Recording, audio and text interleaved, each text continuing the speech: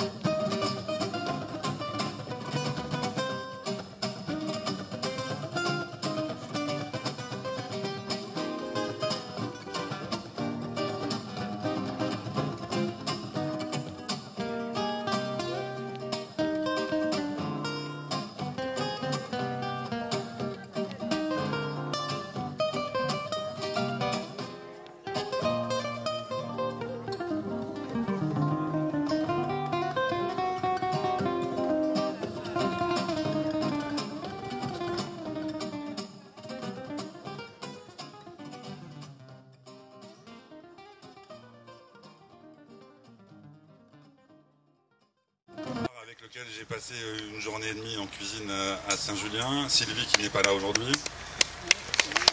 Bravo. Ma fille aussi qui est debout depuis 7 h du matin sans broncher.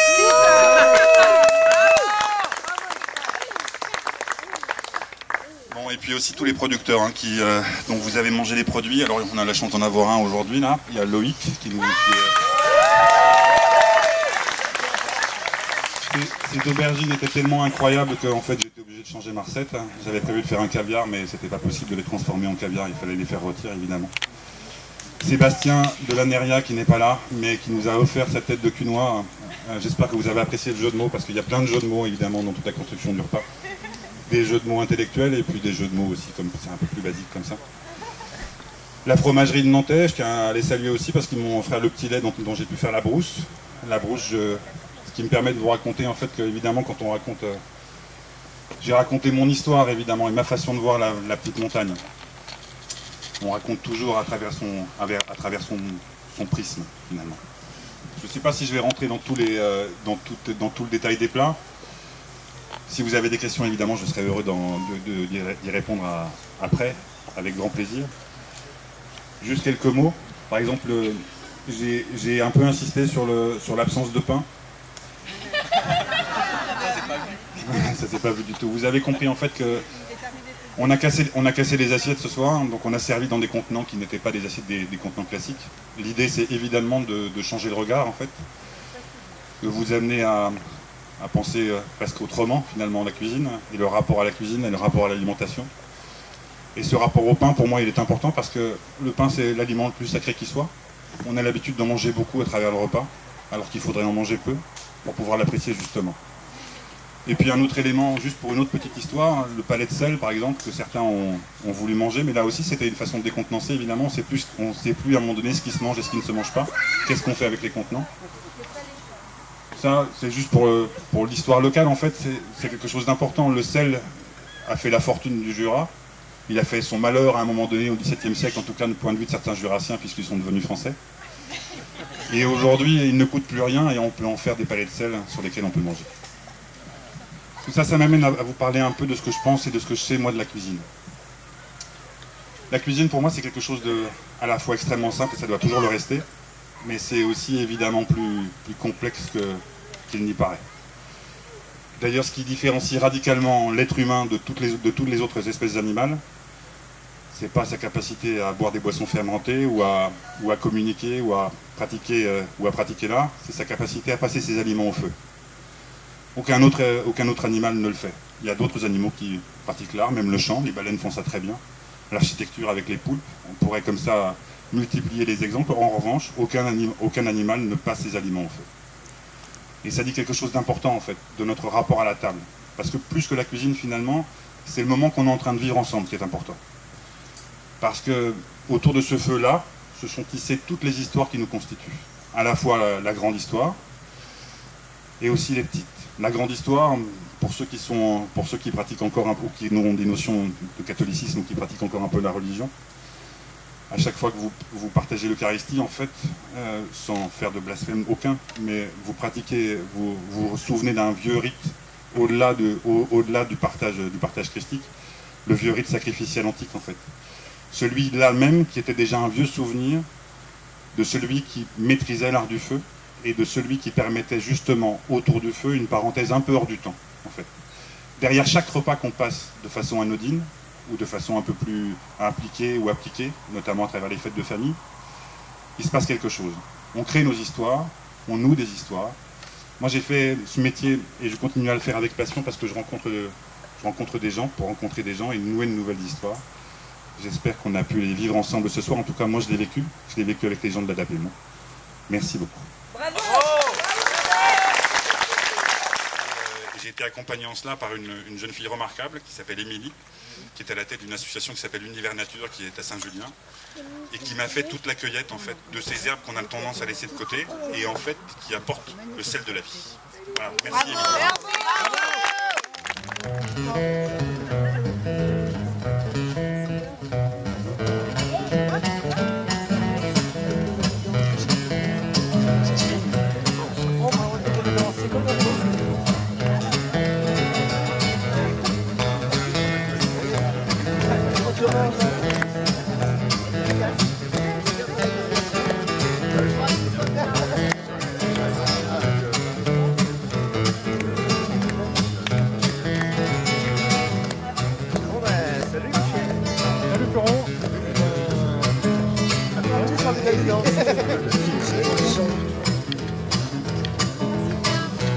Les vaches, ça vaut rien.